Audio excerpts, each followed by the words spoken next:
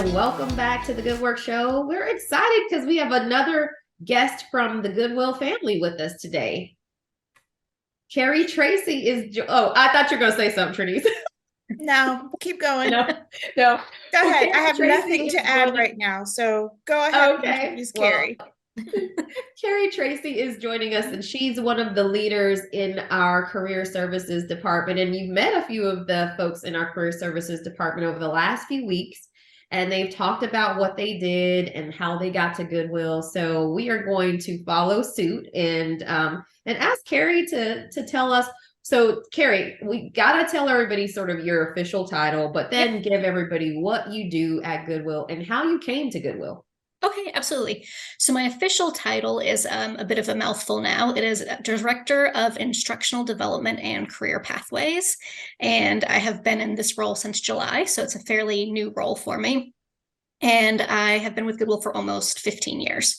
So I started straight out of graduate school. I was getting ready to finish my Master's of Social Work program. An email came out on the social work listserv that Goodwill of North Georgia was hiring for case managers. And I remember thinking, like, I have no idea why Goodwill would need a case manager. Like, that's just stores. What are we case managing over here? But I went and took a tour and was introduced to the manager over there. At the time, that was Mike Pryor, who's now with our DGR side, but he was our career services manager. And it just sort of took off from there. So that's how I started. Cool. So tell us a little bit about what you do now, and congratulations on knowing your title. Because as Elaine knows, every time she puts me on the spot to introduce myself, my former title was very easy. Marketing manager, done. Yep. And now I have a title that has like an and in it. It has once you have to start adding things together, yes, it's not easy. So congratulations on Lay's laughing. I'm like, VP of marketing, done. Yeah. You're right. I got to keep mine simple. I just complicated yours. Yeah. I'm like, once you started adding these other things and other things to do, because every and means something else to do. Yeah. It becomes complicated. So I just tell people I work for Goodwill, but but tell us a little bit about what you're doing now and what that evolution looked like from being a case manager to where you are now. Okay. So now I am designing and overseeing our skills training programs and credential programs for our training participants, as well as career pathways after they've graduated and completed the program. So making sure that their first job is not necessarily their end job, that we are providing enough coaching and following up to watch our training graduates grow through their careers. When I started as a case manager in Athens, and we would have 30 people on our caseloads. Most people had extreme or insignificant disabilities. And we worked with coaching and providing resources and trainings to help those individuals usually get to their first job, because that's kind of where we were as an agency at that point, was working with people who were significantly disabled and helping them enter community-based work. From there, I became a senior case manager, which gave me a little bit more responsibility at the site, and kind of, overseeing file reviews and monitoring other staff. And then I was regional manager of workforce development and covered Athens and Pleasant Hill locations. So started increasing the territory a little bit, getting a sense of what was going on more in the metro area. And that was when I first started working with skills training programs, because they used to all be centralized to our self-DeKalb and metro locations. And so as I was growing out from Athens, they were also coming out from Atlanta, and we were starting to offer them at some of our more satellite locations. So started to familiarize myself with that. And then from there, I was director of workforce development with managers and several sites under me. After that, I had probably my most significant transition, because I moved over to be director of contracts and grants. So at that point, and that's what I was doing for the last 4 years, I was administering all of our federal and state contracts and grants. And I had a team that kind of made sure that we weren't doing anything that was going to put us in orange jumpsuits. We're following we're following The all goal of every the day, just stay out of jail. yes, we're following all of the budgetary requirements and meeting grant goals and outcomes so we can continue to get future funding. We've really worked hard to grow our SNAP E&T contract to be able to serve more people on food stamps. And then we've been having kind of a recent evolution in career services and how we're structured and how we're serving people. And so I've been able to transition back over to instructional development and career pathway. So back more on the programmatic piece. So that's what happened. That's where I am now. Yeah. Well, thank you for walking us through that career pathway, because I think it's helpful to sort of know that you've got a wide breadth of knowledge and expertise in career services, but part of your title is about career pathways too. So how does that part sort of apply to the people we serve? Because over the last few weeks, we've been talking about the career centers and the services we offer and Career Connector. And we've talked about how we serve veterans. We talked to Kevin Hood about his favorite story about Carl Walker and Yes, how Carl came to us. And so you mentioned programs, and I don't know that we've talked a whole lot about all the programs that we offer. So maybe we can talk about some of that as well. But in terms of pathways, and you mentioned and sort of alluded to, like we used to serve a lot of individuals with disabilities, and we sort of widen the scope. Now we pretty much serve anybody who wants a job. yep. But how does that work with the career pathways? Because we've mentioned the ABCs, but is that sort of what you are talking about when you're talking about career pathways as it relates to your title and what you do today? Yep, absolutely. And that is an area that is still a growth area for us. So what we typically have done in the past is job retention. We place somebody on a job and we call every 30 days and we make sure that they're still working. If they're having any trouble, we help problem solve that with the employer. If they're in danger of losing their job, then our, at the time, job coach, now career pathway coach, would come in and try and smooth things over and renegotiate so that that person could keep their job. Now we're trying to expand from that and look at, let's not just help them keep their job, but really see how they could grow within that organization or into the next step of their career.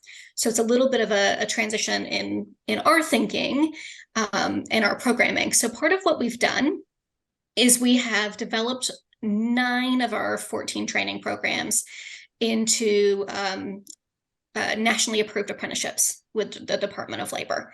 And what that means is that our curriculums have been approved, the training that we do, that if a person completes them and then the employer agrees to sign on to be a sponsored apprenticeship site, we can follow up with them, create a training plan with their employer, and really check in with them to make sure that they're meeting those competencies throughout the 2,000 hours of work in their first year on the job.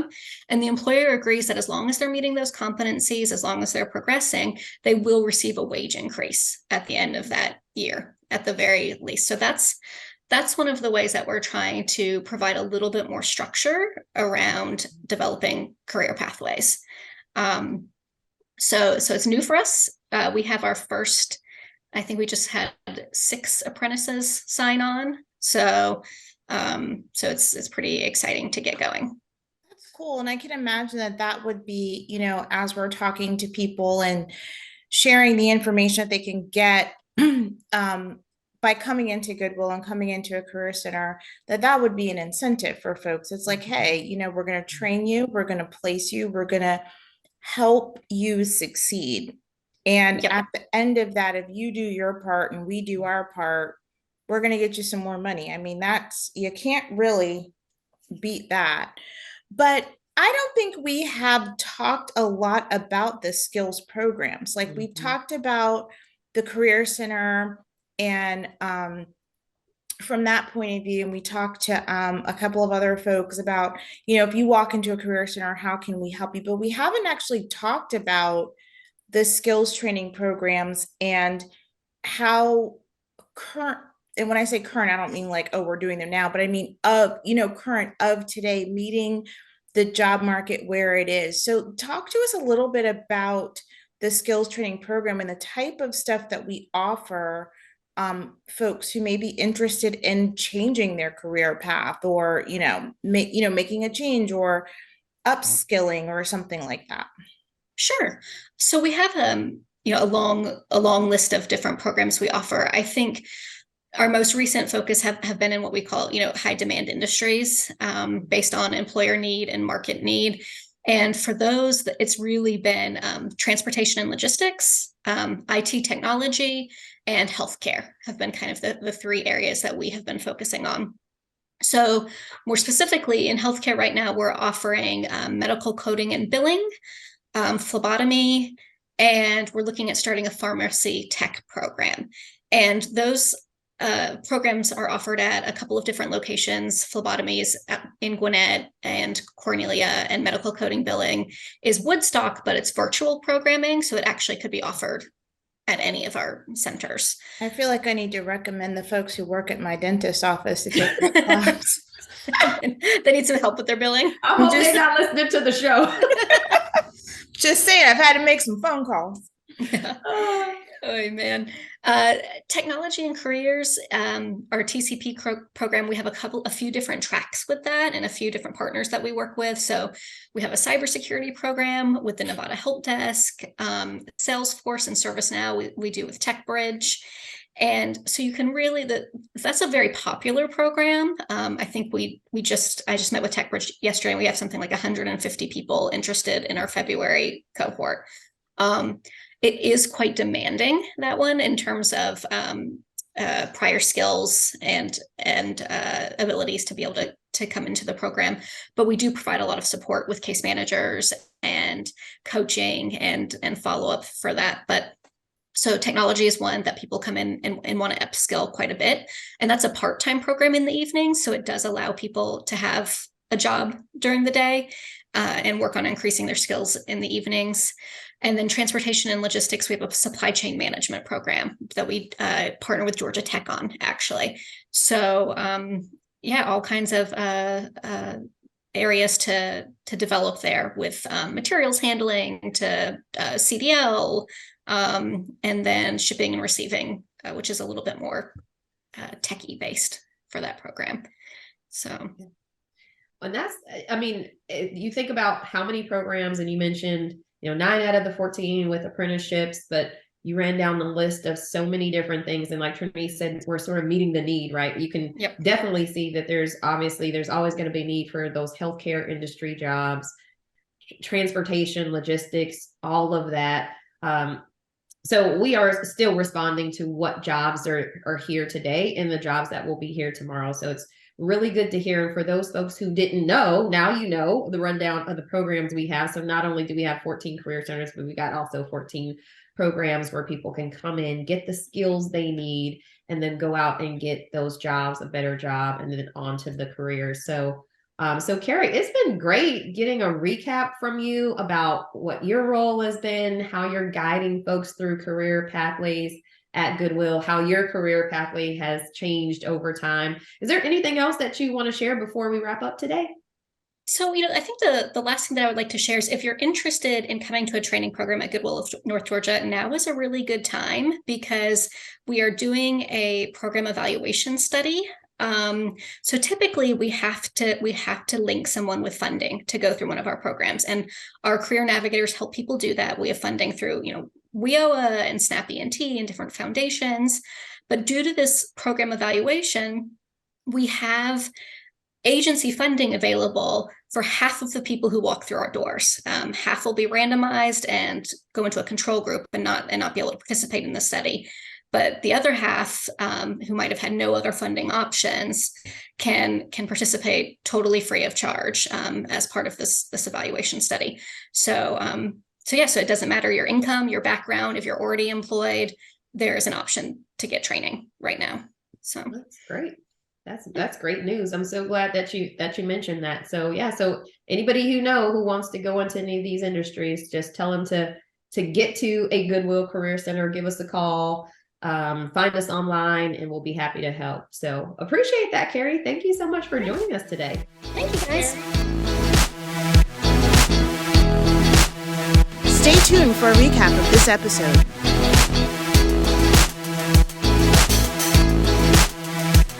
So that was a really great recap with Kerry Tracey, and I learned some things too. So I'm so glad she mentioned the program evaluation. So I just want to put an exclamation point on that, is that because she mentioned a lot of times people come to us, so maybe they're a veteran, or maybe they're a youth, or maybe they're someone who has SNAP benefits, what you typically call food stamps, or they are getting some other kind of assistance, or maybe they're a person with a disability, and so they get referred to us for job training and placement, and therefore maybe the organization they're working with or that referred them to sort of pays us to get them through the training. But now with this new program evaluation, you don't even have to have any of those referral sources to get to us. You could absolutely just come to Goodwill, and you can do this anyway. But to get into one of these training programs, you don't even need to have a funding source to actually help you get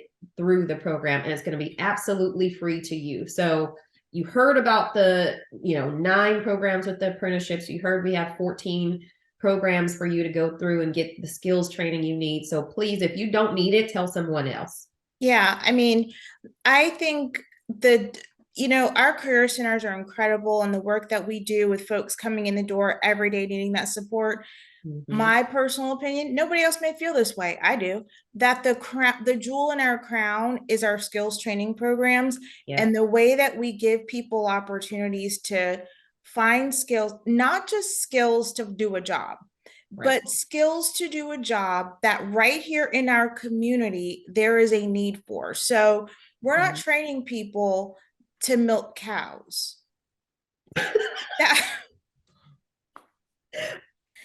Nope, we're not. Right. So we're not training people to do, which is a skill. It can be useful. I've never done that. I always wanted to try it though. I've seen it done. I've never touched a cow, I don't think. I don't think I've ever touched I think cows. I feel like that's a field trip we need to make. This is a total digression, by the way, everybody. But that came out of left field, so I had to go there. I couldn't let that pass. No, but milking cows is a skill, and it's useful, and somebody's got to do it. But people don't really need that skill in Metro Atlanta. Now, transportation and logistics. Oh, absolutely. Absolutely. So that's what makes our skills training program so incredibly special, that our team looks for jobs, looks for, careers, not jobs, careers in our community that are that people need to be filled. And we create or partner to create programs and training programs that allows people to fill positions that there is a need for. And I just think that's so special. So I'm glad that Kerry was able to come on today and share that part of what we do with everybody today, because I do think that that's something that folks need to know. And when I tell people that, they're like, oh, you guys, it was like, yeah. So even more so than the career centers. Oh, you have career centers? Yeah. And yeah. So. Well, awesome. Well, I hope you all enjoy your holidays, or have enjoyed the holidays. I'm not sure if this is going to be on before or after the holidays, but nevertheless, there are more holidays to come. So that's true. There's always another holiday. Always a holiday, even if it's ice cream day or cookie day or like go to sleep day, all the things that I like to celebrate all of those days right now. I'm going to go make coffee and put milk in it that somebody got from a cow. You know what? I'm going to do mine without. Well, actually, I'm not even going to. I'm going to hot chocolate. I'm going to hot chocolate town. Well, with a milked almond. Somebody had to do that too. Yes. Well, anyway, thank you all, everybody, for joining us, and we will see you next time. Bye.